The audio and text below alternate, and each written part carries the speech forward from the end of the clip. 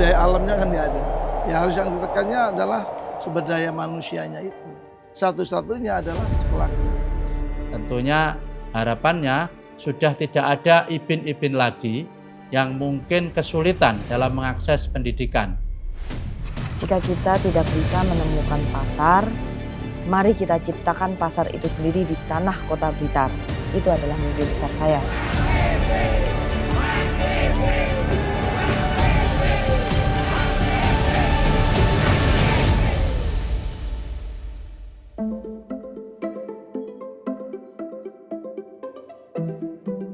Perkenalkan, nama saya Syaukul Muhibin. Saya lahir 25 Januari 1984. Umur saya sekarang 40 tahun. Lahir dan besar di sini di Dusun Mojo, Desa Plosoarang di pinggiran Kota Blitar. Saat ini mencalonkan diri sebagai calon wali kota Blitar 2024. Ya dulu itu saya pernah lihat itu ya sosok kepemimpinannya itu ada. Kalau membaca Al-Quran ini luantang sekali, lebih keras banding teman-temannya, kayak imam gitu. Kalau Elim Tiu Samba itu adalah singkatan, Mas. Elim itu 95, Tiu itu 30, Samba itu Desember. Agak unik pemberian nama dari Bapak ini memang.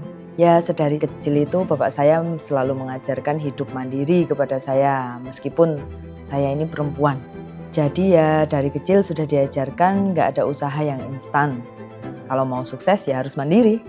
Elim tuh ditinggal bapak ibunya kan masih kecil, Pak. Jadi masih kecil bapak ibunya sudah meninggal. Akhirnya dia kan harus nggak bisa kan harus mandiri. Dibantu, didukung, disupport sama saudara-saudaranya. Jarang ya orangnya itu kalau nggak ada bapak ibu biasanya kan sudah mutung putus asa. Itu enggak. Gitu.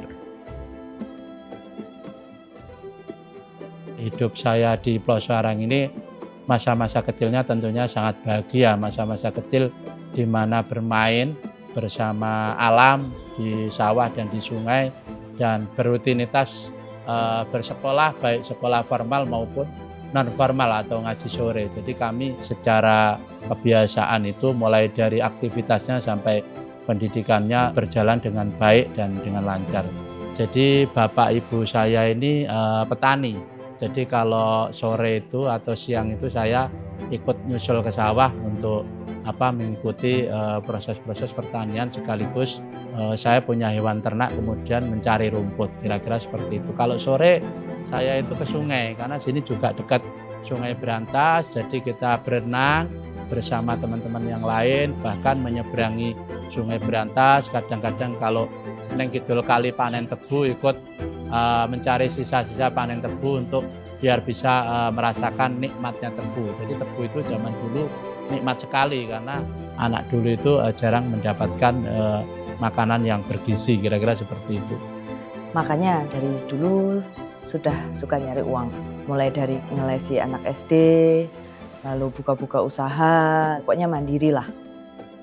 Lim, zaman somben melu lomba kaligrafi. Wah, nopo saged to, Pak. Wis ta iki rong dina iki ngene latihan kok iso-iso. Tak delok tulisanmu lumayan tinimbang liyane gitu. Terus akhirnya dia punya semangat. Seperti itu dia nggak terus menyerah, nggak terus tapi tetap semangat. Mungkin untuk usia saya saat ini bisa dikategorikan muda ya, anak muda. Untuk ada di posisi ini ya memang tidak mudah. Namun saya percaya siapa saja bisa ambil peran dan melihat banyak potensi yang bisa dikembangkan di Kota Blitar ini.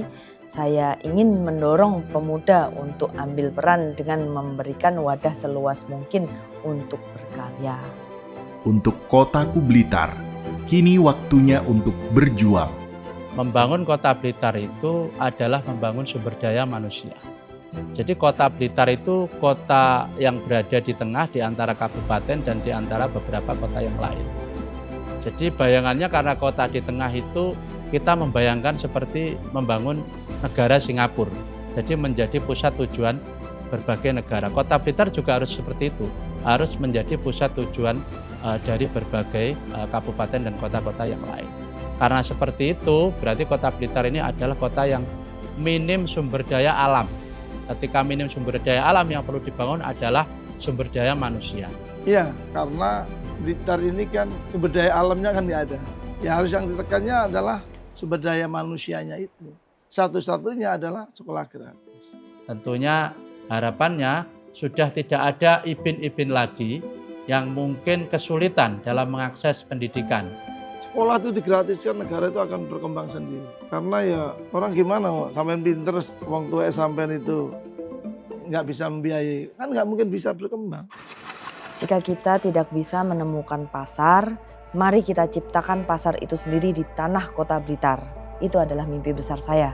Jadi kita ini juga menyiapkan program setelah pendidikan, yaitu pelatihan siap kerja, yang dimana mewadahi masyarakat untuk berlatih dahulu sebelum masuk ke dunia siap kerja. Tidak berhenti sampai di situ, harusnya memang setelah itu bagaimana pendampingan itu dilakukan dan akhirnya bisa benar-benar menjadi UMKM yang siap untuk bertempur di dalam maupun di luar. Selain pendidikan juga kita harus membuat pusat-pusat ekonomi baru di mana akan menumbuh kembangkan lapangan pekerjaan.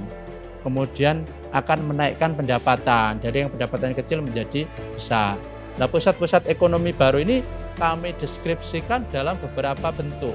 Salah satunya adalah membangun wisata baru, kemudian pasar agro, kemudian pasar induk, kemudian pergudangan, kemudian industri, dan berbagai fasilitas yang tentunya di Kota Blitar juga belum ada dan sangat akan menunjang di bidang penumbuh kembangan ekonomi dan lapangan pekerjaan. Dengan seperti itu, insya Allah warga Kota Blitar akan tercipta, di Kota Blitar akan tercipta lapangan pekerjaan yang luas. Kuncinya itu kita bisa membranding potensi yang kita miliki di Kota Blitar ini ya. Kita kenalkan apa yang kita punya, misal kulinernya, budayanya, dan wisatanya. Bayangkan jika kita bisa mengolahnya dengan cerdas, maka tidak hanya meningkatkan perekonomian Kota Blitar, tapi juga memberdayakan masyarakat kita. Ya untuk saat ini birokrasi itu sedikit lambat itu. Padahal sekarang sudah zamannya digitalisasi, jadi kan sebaiknya bisa lebih cepat lagi gitu. Tinggal pencet-pencet, kirim sudah nyampe, selesai itu loh. Smart City tentunya adalah program atau pemerintahan yang berbasis pada pemerintahan pintar. Jadi pemerintah itu dianggap sebagai kota pintar, kira-kira seperti itu. Jadi ketika menjadi kota pintar, maka semuanya layanan harus dilakukan dengan cara mudah, cepat, dan tidak bertele-tele. Saya kira seperti itu. Harapan saya itu diperbaiki lebih baik lagi gitu, biar orang yang berobat ke sana itu juga merasa nyaman, senang gitu. Selama saya berkeliling itu ya, saya ikut sedih. Ada mbah-mbah yang kurang penanganan kesehatan. Banyak juga ibu-ibu muda yang usianya masih di bawah umur. Karena usia yang masih muda dan minimnya edukasi tentang gizi dan kehamilan seringkali menjadi pemicu stunting. Karena itu, isu kesehatan balita menjadi atensi utama kami. Mengingat usia balita adalah masa-masa kritis, sehingga patut dikawal agar tumbuh kembang anak sebagai generasi penerus dapat maksimal. Kini, waktunya kita bergandeng tangan, menggandakan semangat untuk Kota Blitar tambah sae.